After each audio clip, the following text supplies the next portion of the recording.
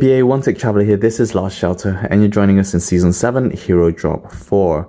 Now last week did headline Death Rider, and none of the new season heroes were in there, but we are back, and the first one arriving out of the two is Dawn, and she's lined up alongside Nomad, Prophet, and Wrath in this very nice graphic. It's always been a little bit glitchy, but at least we're seeing the nice clean visual here. Before we get started, I want to give a shout out to our Last Shelter partner, giving you access to some of the hottest APC base skins and new hero skins. So if you are looking to get those additional buffs, stats, or just upgrading your base APC or hero skin outfits, then make sure you check out Leo's VIP club. I'll put the link down below. Right, so those are the four that you see here. They are pretty representative of the best headliners that you'll find in this drop. They are lined alongside Betrayed, Wanderer, and Organic, making a total of 7 heroes.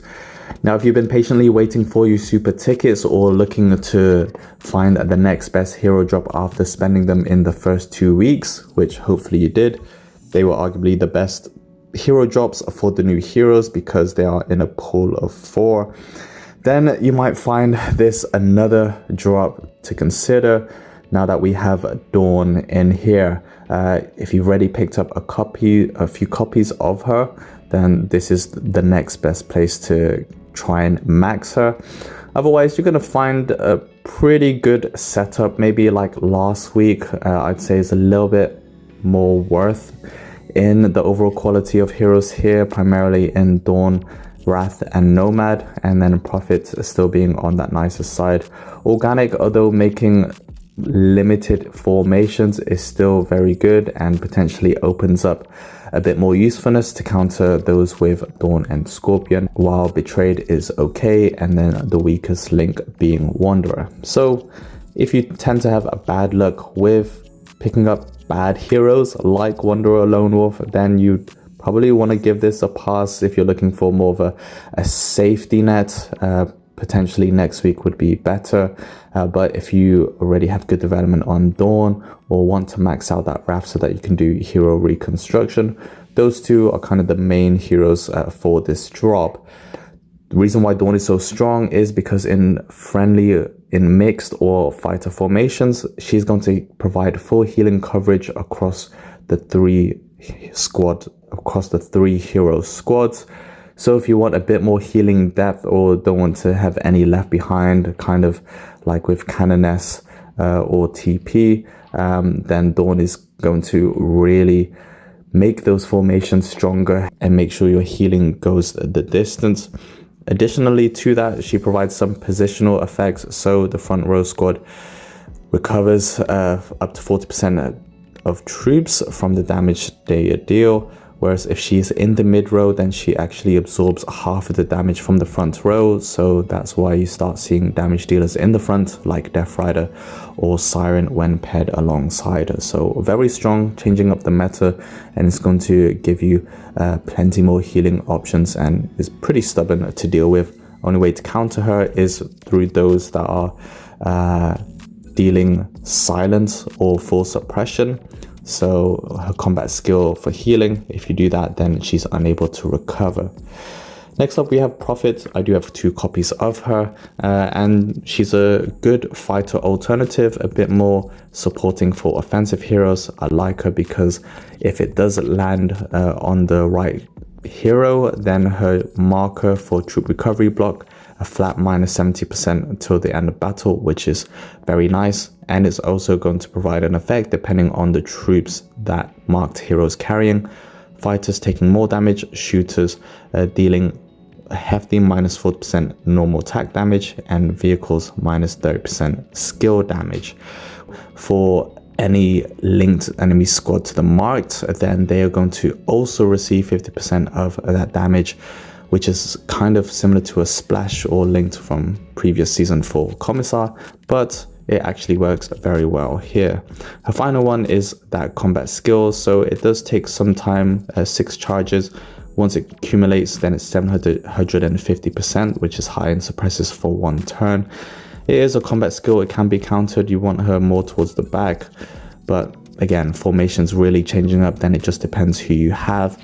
And considering she needs combat skills for this to charge, then you want to put her in that kind of formation to get the most. Next up is Wrath, who is maybe not in the conversation as much, considering Scorpion is pretty much the next successor to him that's able to stack his troop recovery block very quickly, probably in the 2 or 3 turns.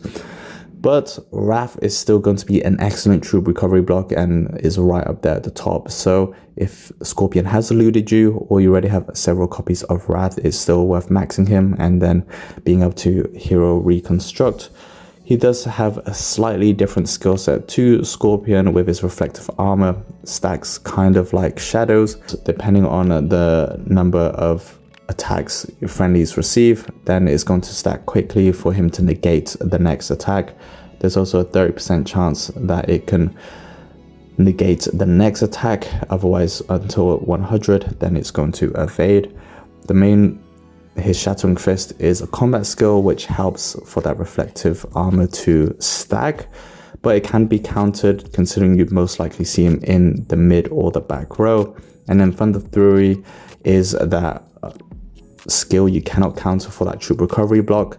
It's going to basically reach up to 100% or close to that by the end of battle, so it takes a little bit longer than Scorpion, but it's still super effective and very hard to deal with. I mentioned before Organic being a little bit outside of the main formations you'll see running, but he's still pretty decent and is going to help in those situations where you need his sort of skill set. He basically does a couple of damage. It is combat skill based, and he also stacks additional damage for those who are countered, plus 70%, which is very nice, and also having a 30% chance for that to extend for an additional turn.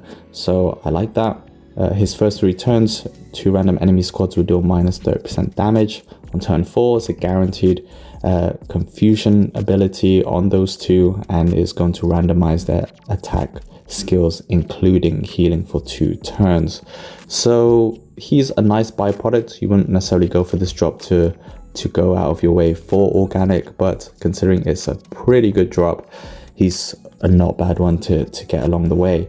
And then we have Nomad, who is going to be your hard-hitting troop attack shooter hero. You don't hear much of these days, but he is still going to be super strong and very similar to Death Rider, but for shooters. Going to increase his basic attack damage by 100%, so he buffs himself nicely. Also has that troop recovery block for 1 turn, although it does have fairly low trigger activation rates, but he also increases the basic attack damage by 60%, so he's a nice self-sufficient hard hitter. Alternative, you don't have Lust or Hummingbird, or if you want to just get max days so that you can make him available for hero reconstruction, still worth doing. The next 2 aren't as much. Again, they are just succeeded by the other Season X heroes, primarily Nomad, who is also in this drop. So if you don't get Nomad and you have Betrayed, he's still the next best thing. He has a little bit of a lottery draw depending on his last skill, which is going to either restore some troops, increase any of those stats, might resistance, attack resistance by 60%, or decrease damage by minus 40%. So this one is basically triggered throughout the battle. Someone just pulled Wanderer, and his other skills are quite nice. He does have a double damage effect if you decide to put him in the back row, but he can also play in the mid as more of an offensive hero, and has some good amount of attacks and damage. Just has a fairly low trigger chance and can be countered. And then we all know about the Wanderer, who even with hero reconstruction, his worth is just still very low and is clearly the Joker of this drop. I'm not going to talk much about his skills, but again, he's just not really a hero you want. The only thing I would say positive if you get a Wanderer is if you are lacking Season X medals to unlock your maxed heroes for hero reconstruction, then he's a no-brainer that you can exchange and get them underway. So yeah, if you're looking to really pick up Dawn, Wrath, and then Nomad and profits as a byproduct, then if it doesn't land well, then it makes it easier for you to hero reconstruct. Overall, pretty good hero drop. I think it's a bit more balanced than last week and a bit more harder hitting. These are more support heroes with the exception of Nomad and to an extent Betrayed. Again, if you want to learn more, check out my website at onetechtraveler.com. And if you like what I do, you can support my work by tipping my PayPal virtual jar, becoming a KBA patron, or becoming a YouTube member. Thanks a lot, Team KBA. I'll see you in the next video, but until then, keep being awesome. Peace.